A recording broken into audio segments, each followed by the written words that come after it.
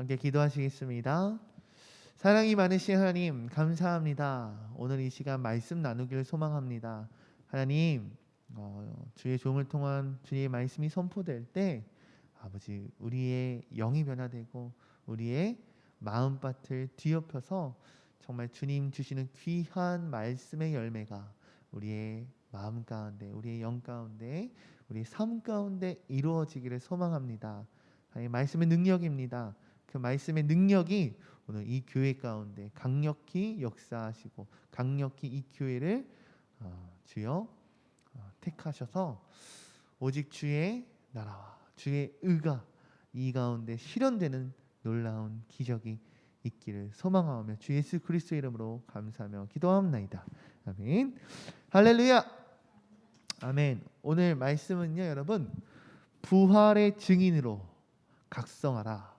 부활의 증인으로 각성하라라는 제목으로 함께 말씀을 나누고 싶습니다.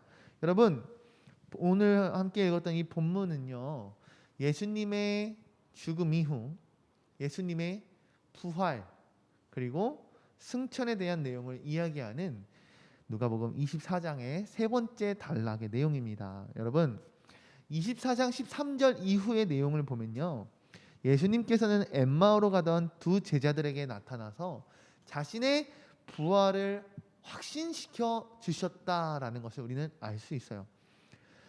그리고 예수님은 제자들에게 부활의 증인이 되도록 지상 명령을 주셨다고 오늘 성경은 우리에게 말씀하고 있습니다. 오늘 함께 읽었던 본문 말씀 전반을 보면요, 두 부분으로 나눌 수 있겠어요. 첫 번째, 먼저 전반부는 36절에서 43절까지의 말씀이거든요. 예수님께서 제자들에게 나타나셔서요, 자신의 부활을 확신시켜주는 그러한 장면입니다. 그리고 오늘 본문의 후반절인 44절에서 49절까지의 말씀을 보면요, 예수님께서 자신의 제자들에게 나타나셔서 제자들이 복음을 전파할 증인이 되라 라는 이 지상 명령을 제자들에게 전하시는 그러한 내용이라 할 수 있겠습니다. 사랑하는 공감교회 성도 여러분, 오늘 이 말씀을 통해서요, 우리들의 영이 살아나는 은혜, 우리들의 영이 변하는 그러한 역사가 일어나기를 소망합니다. 즉 무엇입니까? 우리의 영이 살아나고 우리의 영이 변화될 때 나의 죄성이 떠나가고 나의 생각과 나의 가치관이 변화되는, 그리하여 우리들의 삶이 변화되는 하나님의 영광을 이 땅 가운데 강력히 나타낼 수 있는 저와 여러분들이 되기를 주님의 이름으로 소망하고 축복합니다. 여러분, 오늘 첫 번째 여러분께 드리고 싶은 말씀은 이거예요. 예수님은 성도의 모임에 찾아오신다. 어떤 모임이냐? 거룩한 모임에 찾아오신다는 것입니다. 할렐루야. 본문 36절 보면요, 부활하신 예수님께서 제자들 가운데 임하셨다라고 우리는 알 수 있어요. 예수님께서 제자들의 모임 가운데 임하셨다는 게 무슨 뜻일까요, 여러분? 굉장히 큰 의미가 있죠. 무엇입니까? 제자들의 그 모임은 무슨 모임이었습니까? 엠마오 도상으로 향하던 두 제자가 예수님을 만났다라는 이 사실을 알고 오늘 본문 말씀 이전에 24장 13절 내용이 엠마오로 향하던 두 제자예요. 엠마오 도상에서 돌아온 이 두 제자들이요, 예루살렘에 그대로 남아있던 이 제자들과 깊은 사랑의 교제를 나누고 있을 때, 깊은 영적인 교제를 나누고 있을 때 예수님께서 이들 모임 가운데 나타나셨다라는 거예요. 근데 여기서 재미난 것은 무엇이냐면요, 여러분, 예루살렘에 남아있었던 이 제자들과 엠마오 도상으로 향하던 이 제자들과의 관계를 인간적으로 생각해 보면요, 결코 이들의 관계가 좋을 수 있다 없다? 없다라는 거예요. 여러분, 즉 무엇입니까? 본문 말씀 이전 13절 이후로 나오는 엠마오로 향하던 이 두 제자는 무엇입니까? 예수님의 죽음을 경험하고요, 이들은 마음이 낙심됐어요. 예수님의 죽음을 바라보고요, 이들은 소망을 잃었어요. 그래서 이들은 예루살렘에 남아있던 제자들을, 쉽게 말해 이들을 배신하고 자신들의 갈 길을 간 것이거든요. 즉 낙향하다라고 나와 있어요. 낙향이 무엇입니까?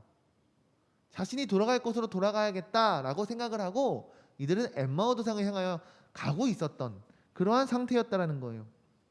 그렇다면 여러분 생각을 해보자고요. 예루살렘에 남아 있었던 다른 제자들은 기분이 어땠을까요?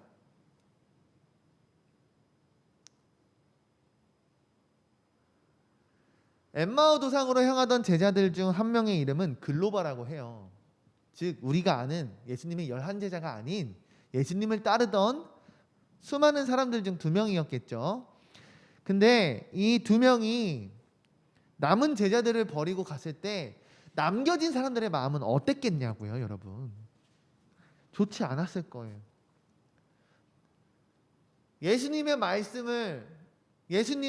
말씀을 거절하고 그렇게 떠난 그들을 바라보면서 참 큰 배신감을 느꼈을지 몰라요. 마음이 그렇게 좋지 않았을 거예요. 근데 그럼에도 불구하고, 따라해봅시다. 그럼에도 불구하고 이들의 관계는요, 감정의 날을 세우는 관계가 아닌 서로를 향한 불편한 내색을 나타내는 그러한 관계가 아닌, 오히려 돌아온 제자들 또한 본문 말씀 이전을 보면 부활하신 예수님을 증거하는 것, 부활하신 예수님을 우리가 만났다라는 것에 급급하게 자신들의 말을 얘기하는 모습이 아닌, 남겨진 제자들이 부활하신 예수님에 대하여 이야기하는 것을 듣는 겸손을 보여줍니다. 제자들의 모습에서 여러분 무엇이 보이십니까? 오늘 본문 말씀 이전에 후반절에 보면 시몬 베드로를 통하여서 예수님의 부활을 소식을 들은 이 제자들이요, 예수님의 부활에 대해 증거할 때 이들은 겸손히 듣는 자세의 모습을 보였다는 말이에요. 자신들 또한 경험하고 자신들 또한 만났던 그 예수님을 전달하는 것에 급급하지 않았어요. 즉 자신의 그 경험을 나타내기 위하여 서로 막 급하지 않았어요. 저는요, 이러한 모습을 보면서 무엇을 느꼈냐면, 다툼과 시기와 질투와 분쟁이 아닌 오직 예수님을 만남으로 인하여 이들이 온전히 하나의 공동체, 하나의 모임, 즉 오늘 말씀과 같이 거룩한 모임이 이루어졌다라는 것을 느꼈어요. 할렐루야. 여러분, 그렇습니다. 제자들의 이 모임 가운데에는요, 자신의 의, 자신의 생각, 자신의 감정, 이런 것이 있었던 것이 아닙니다. 무엇이 있었습니까? 이들의 모임 가운데는 오직 예수 그리스도가 있었는 줄로 믿습니다. 할렐루야. 그들의 말과 그들의 생각과 그들의 행동에서 무엇이 드러납니까? 이들 개인의 이기심이 드러납니까? 그렇지 않다라는 거예요. 이들의 말투와 이들의 생각과 이들의 행동에서 나타났던 건 오직 하나, 예수 그리스도가 나타났다는 거예요. 그래서 그들의 모임 가운데 거룩이 생기고, 즉 예수님을 나타내고 예수님을 따르기 때문에 오늘 36절의 말씀과 같이 예수님이 이들의 모임 가운데 나타나셨습니다. 이것이 무엇을 뜻할까요? 예수님의 임재는요, 성도들이 예수님을 높이고 성도가 예수님께 찬송과 영광을 드릴 때, 성도가 예수님을 닮아, 즉 예수님을 따라 살기를 원할 때, 그 삶을 통하여 인격적인 변화가 예수 그리스도를 통하여 일어났을 때 예수님 우리와 함께 하신다는 것입니다. 여러분, 이것을 믿으십니까? 예수님께서 어떤 특정한 장소, 특정한 때, 특정한 시간에만 우리와 함께 하십니까? 그렇지 않습니다. 마태복음 18장 20절 말씀 함께 읽겠습니다. 시작. 두세 사람이 내 이름으로 모인 곳에는 나도 그들 중에 있느니라. 아멘. 예수님 분명히 말씀하셨습니다. 예수님은요, 예수님을 닮은, 예수님을 따라 살아가는 그 거룩한 성도의 모임 가운데 함께 하십니다. 아멘이십니까? 그렇다면 오늘 우리 공감교회 가운데 예수님 계십니까? 안 계십니까? 계십니다. 할렐루야. 우리가 예수님을 따라 살기 원하고 예수님을 간절히 소망하는 우리들의 모임이 되었으면 좋겠습니다. 꼭 좋은 건물, 좋은 교회, 사람들이 많이 모이는 교회에만 예수님이 계시다면 저는 너무 속상했을 것 같아요. 그러나 그렇지 않다라는 거예요. 오늘 예수님은 동일하게 우리의 모임 가운데, 우리의 예배 가운데, 우리 공감교회 가운데에도 함께 하신다라는 거예요. 할렐루야. 그래서요, 저는 여러분, 우리의 이 모임이, 우리의 이 예배가 정말 우리들의 삶이 거룩한 삶이 되었으면 좋겠어요. 거룩한 모임이 되었으면 좋겠어요. 정말 여러분, 거룩한 예배, 더 나아가서 거룩한 삶이 되기를 주님의 이름으로 간절히 축복합니다. 무엇을 뜻합니까? 우리들의 모임, 우리들의 예배, 우리들의 삶이 오직 예수 그리스도 한 분만에 따라야 한다는 것을 뜻합니다. 그 믿음의 고백이 우리에게 있어야 할 줄로 믿습니다. 거룩을 향하여 우리가 나아가기 위하여 필요한 것이 또 있습니다. 무엇입니까? 그것은 단 하나예요. 오직 예수 그리스도. 따라해 봅시다. 오직 예수 그리스도. 예수님께서 우리에게 보여주신 그분의 삶, 성경에 기록되어 있는 이 말씀을 통하여 전적으로 예수님을 닮아가는, 예수님만 따르는 우리 모든 공감교회 여러분들 되길 주님의 이름으로 축복합니다. 그렇다면 여러분, 예수님께서 거룩한 모임 가운데 함께 하신다 하셨잖아요. 두 번째, 여러분, 오늘 말씀을 통해서 제가 느꼈던 건 이거예요. 그럼에도 불구하고 우리는 의심하는 부족한 종이구나. 여러분, 본문 말씀 37절에서 43절까지의 말씀을 보면요, 제자들 앞에 나타났던 예수님을 제자들이 직접 보고 두 눈으로 확인하고 경험했음에도 불구하고 정말 진짜 부활하신 예수님이라고 제자들이 생각하지 못해요. 그죠? 영적인 존재의 예수님이라고만 제자들이 생각을 한단 말이죠. 그런 제자들은 자신들 앞에 나타났던 예수님을 그저 영적인 존재로만 생각합니다. 38절에 보면요, 제자들을 예수님께서 꾸짖으세요. 혼내세요. 뭐라고 꾸짖으시고 혼내십니까? 어찌하여 두려워하느냐? 어찌하여 너희들의 마음 가운데 의심이 있느냐라고 꾸짖으신단 말이죠. 이와 같이 오늘 제자들의 모습과 같이요, 저의 모습 또한, 우리들의 모습 또한 제자들과 같이 너무나도 연약하고 미약하고 미련한 존재임을 오늘 이 시간 하나님 앞에 회개하고 고백해야 될 줄로 생각이 듭니다. 이것이 무엇입니까? 우리들의 삶 가운데에서 우리들의 삶을 쭉 돌아보면 참 크고 작은 하나님의 일들을 경험한 줄로 생각이 듭니다. 저뿐만 아니라 여러분 모두가요, 하나님의 은혜를 경험했고 하나님의 역사하심, 하나님의 개입하심, 하나님의 일하심을 삶 가운데 분명히 느꼈을 거란 말이죠. 경험했을 거란 말이죠.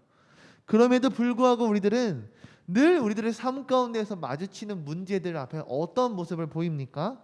넘어집니다. 작아집니다. 반복해서 실수하는 모습을 보입니다. 그러나 우리 주님은 늘 넘어지고 반복해서 실수하는 우리들을 바라보시면서요, 방관하지 않으세요. 내버려 두지 않으세요. 결코 우리들을 포기하지 않으세요. 39절 말씀 이후를 보면 어떻습니까? 예수님 제자들에게 자신의 손과 발을 보이셨다 말씀하고 계십니다. 더 나아가서요, 43절에 주님은요, 먹을 것을 가져오라 하신 후에요, 생선 한 토막을 직접 드시는 모습을 보여주시면서 제자들의 의심을 거두어 주십니다. 할렐루야. 그렇습니다. 이게 바로 예수님 우리를 향한 사랑이에요. 한없는 사랑, 끝없는 사랑. 이런 찬양이 있죠. 하늘을 두루마리 삼고 바다를 먹물 삼아도 그 크신 사랑 다 기록할 수 없네. 이러한 고백처럼요, 여러분, 우리 주님의 사랑이 그렇다는 거예요.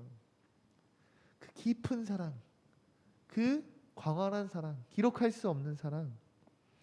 여러분, 예수님의 이 사랑이요, 참으로 감사하게요, 제자들뿐만 아니라 오늘날을 살아가는 우리들에게도 역사하시고 은혜로서, 선물로서 우리에게 동일하게 일하시는 줄로 믿습니다. 여러분, 예수님은 여기서 그치지 않으시고요, 제자들의 이 연약한 마음을 바로 세우시기를 원하셨어요. 그리고 이 의심의 뿌리를 뽑기를 원하셨어요. 그래서 어떻게 하셨냐? 말씀으로 제자들을 깨우치십니다. 44절에서 45절의 내용을 보면요, 예수님 구약의 말씀을 통해서요, 제자들의 마음의 문을 여셨다 말씀하십니다. 그리고 제자들이 이 말씀을 바르게 이해하고 바르게 믿도록 예수님 함께 도와주셨다 말씀하십니다. 주님은 이러한 은혜를 오늘날 우리에게도 동일하게 행하시는 줄로 믿습니다. 무엇입니까? 연약한 믿음을 가진 우리, 의심의 뿌리, 이 의심의 잔뿌리가 우리에게 심겨져 있는 우리의 이 마음밭을 주님께서 갈아 엎으신다는 거예요. 무엇으로? 말씀으로. 할렐루야. 주님은 우리에게 말씀으로 역사하십니다. 성경으로 우리의 영을 갈아 엎으십니다. 여러분, 말씀이 우리에게 있어야 우리가 기도의 자리로 나아갈 수 있는 줄로 믿습니다. 지금 무엇입니까? 말씀이 살면, 따라해 봅시다. 말씀이 살면 기도가 삽니다. 아멘. 그렇기 때문에 우리는 날마다 말씀과 동행해야 합니다. 늘 말씀이 우리들의 삶 가운데 깨우쳐 있기를 늘 소망해야 되고요, 그렇게 우리가 더 노력해야 할 줄로 믿습니다. 늘 말씀을 묵상하며 말씀과 함께 동행하는 저와 여러분들, 우리 공감교회가 되기를 주님의 이름으로 축복합니다. 그때에 주님은 우리를 진정한 주님의 제자요, 사도의 자리로 우리를 부르실 줄로 믿습니다. 사도의 자리로 부르신다는 것이 무엇입니까, 여러분? 마지막 드리고 싶은 말씀입니다. 예수님은 우리에게 증인으로 각성하라고 명령하십니다. 따라해 봅시다. 예수님은 우리에게 증인으로 각성하라 말씀하십니다. 46절에서 48절 말씀 보면요, 여러분, 그리스도의 고난과 죽음, 그 이후의 부활, 이 그리스도의 사역을 통해서요, 인간의 죄사함과 회개가 예루살렘으로 시작되어 모든 사람들에게 전파될 것이라고 예수님은 말씀하십니다. 그리고 제자들에게 이 일의 모든 증인이 너희다 선포하십니다. 너희는 이 일의 증인이다. 여기서 예수님께서 말씀하신 이 증인이라는 단어는요, 헬라어로 마르투스라고 해요. 이 마르투스라는 단어의 본래 뜻은 법정에 나와 증거하는, 법정에 나오는 증인을 뜻하는 단어더라고요. 근데 참 재미난 것은요, 이 마르투스라는 이 단어가 원래는 법정에 나와서 증거하는 증인의 뜻을 가지고 있었는데, 나중에는 이 마르투스라는 단어가 순교자를 의미하는 단어로도 사용이 되었습니다. 왜 그렇습니까? 본문 말씀의 시대는 어때요? 그리스도인이라고 한다면 무조건 핍박이에요. 무조건 박해예요. 더 나아가서 예수를 믿는다는 이유만으로 많은 성도들이 죽임을 당하였던 시대예요. 그래서 이 마르투스라는 단어가 법정에 나와 증거하는 사람에서 순교자, 이 의미가 더 강하게 부여된 것이 있습니다. 이것을 통해서 우리가 깨달아야 할 것은 무엇입니까? 예수님께서 말씀하셨던 이 증인이란 무엇이냐? 순교까지도 각오해야 할 만한, 정말 복음을 증거하다 죽으면 죽으리라 라고 할 만한 복음의 증인이 되어야 된다는 거예요. 오늘날을 살아가는 우리 또한 예수님께서 부르신 증인이라고 저는 믿습니다. 저와 여러분들 또한 주님 부르신 증인인 줄로 저는 믿습니다. 즉 무엇입니까? 우리는 예수님의 제자이고 복음을 증거하며 살아가야 할 믿음의 사도인 줄로 여러분 고백해야 합니다. 근데 우리들의 모습은 어떻습니까? 정말 복음의 빚진 자로서 복음을 위하여 나의 생명까지 다하겠습니다 라고 여러분 살아가십니까? 그렇지 못하다면 여러분 우리 이 시간 회개해야 합니다. 다시금 복음 앞에 바로 서야 될 줄로 믿습니다. 49절에 보면 예수님 제자들에게 말씀하십니다. 아버지께서 약속하신 것을 보낼 것이다. 위로부터 너희에게 능력이 입혀질 때까지 기다리라. 이것이 무엇을 말씀하십니까? 바로 성령입니다. 예수님께서 약속하신 이 성령이 임할 때까지 기도하며 기다릴 것을 예수님 제자들에게 말씀하셨습니다. 우리에게도 동일하게 예수님 역사하실 줄로 믿습니다. 무엇입니까? 여러분 우리는 성령 충만을 입어야 될 줄로 여러분 고백해야 합니다. 이것이 바로 예수님께서 제자들에게 말씀하셨고 오늘 본문 말씀을 통하여서 우리에게도 동일하게 말씀하시는 것, 즉 증인으로서 각성하라는 의미입니다. 여러분 증인으로 각성할 것은 무엇입니까? 성령 충만 받을 때 예수 그리스도를 영접하고 예수 그리스도를 경험하고 체험하고 더 나아가 성령 충만함을 입을 때 증인으로 각성할 수 있는 줄로 믿습니다. 성도에게 있어서 하나님께서 약속하신 가장 특별한 선물이요 바로 이 성령이지 않나 싶습니다. 성령은 무엇입니까? 예수 그리스도를 통해서 선택받았던 이스라엘 민족뿐만 아니라 세상 모든 민족을 하나님께서 당신의 자녀로 삼으셨고 그 자녀로 삼으신 모든 민족 머리머리 위에 기름을 부으신다라는 것, 하나님의 영으로 회복시키시고 하나님의 백성으로 삼겠다라는 것, 이것이 바로 성령입니다. 할렐루야. 성령 충만함으로 우리는 하나님의 능력으로 살아갈 수 있는 줄로 믿습니다. 그 능력으로 우리는 예수님께서 명령하신 참된 증인의 삶을 살 수 있는 줄로 저는 믿습니다. 코로나19 시대로 여러분 교회와 성도들은 많은 부분 주춤하며 작아지는 것, 이것이 우리가 당면한 현재 현실입니다. 이러한 때일수록 우리는 어떻게 해야 합니까? 그리스도인으로서의 삶을 통해서 우리들의 삶을 통해서 복음을 드러내야 될 줄로 믿습니다. 즉 무작정 전도할 시대가 아니라는 거예요. 그렇다면 우리는 무엇을 가지고 전도해야 하냔 말이죠. 우리들의 삶, 우리들의 모습, 우리들의 말투와 우리들의 생각과 가치관, 우리들의 행동을 통해서 우리의 복음이 드러나야 한다라는 거예요. 그렇기 위해 우리가 성령 충만함을 힘입어야 할 줄로 믿습니다. 사랑하는 공감교회 성도 여러분, 성령 충만의 역사가, 은혜가 우리에게 넘쳐 흐르는 저와 여러분들 되었으면 좋겠습니다. 그로 인해 어떻게 더 나아가 복음의 선포자로, 더 나아가 십자가 전달자로, 참된 증인으로 각성하여서 예수님께서 우리에게 맡겨주신 이 명령을 잘 수행할 수 있는 저와 여러분들 되길 주님의 이름으로 축복합니다. 오늘 말씀을 마무리하고 싶습니다. 쟤들이 모여있던 이 밀폐되었던, 쟤들이 모여있던 그 작은 공간에 예수님께서 나타나셨습니다. 근데 예수님께서 쟤들에게 나타나셨던 이 사건은 단순히 봐라! 나 부활했다? 이렇게 위하여 나타나신 것이 아니에요. 무엇입니까? 예수님은 얼마든지 그들이 모여있던 공간에 문을 열고 나타나실 수도 있었어요. 그러나 그렇지 않으셨습니다. 굳이 예수님께서 음식을 먹지 않아도 됐어요. 근데 제자들 앞에서 음식을 드셨어요. 왜 그렇습니까? 바로 부활이 무엇인가 이것을 제자들에게 알려주기 위해입니다. 여러분, 부활은 무엇입니까? 단순히 우리의 영이 살아나는 것이 부활이 아닙니다.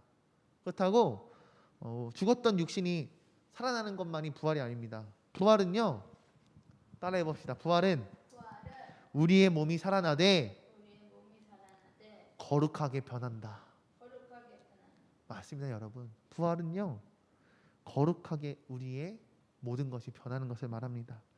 예수님의 부활을 경험하였던 이 제자들은 어떻게 변화되었습니까?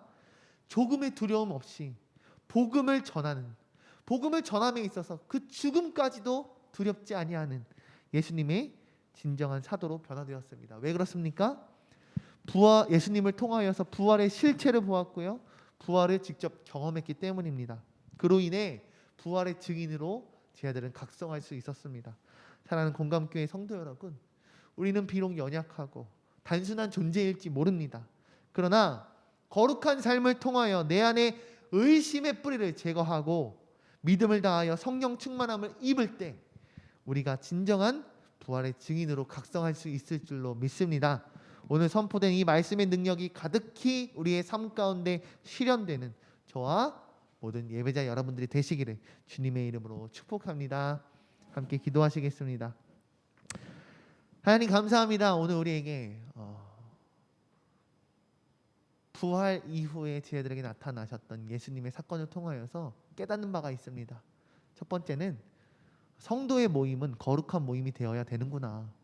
우리가 거룩한 모임을 이룰 때 예수님 함께 하시는구나 라는 것입니다. 하나님, 우리 교회와 더 나아가 우리들의 모임 가운데 거룩이 따르게 하여 주시옵소서.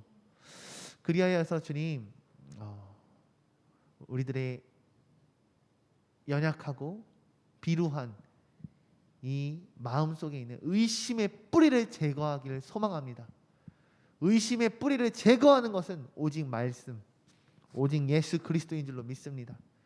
그리하여서 성령 충만함 받아 부활의 증인으로 각성하는 저와 모든 성도 공감교회 되게 하여 주시옵소서. 예수님의 이름으로 감사하며 기도합니다. 아멘.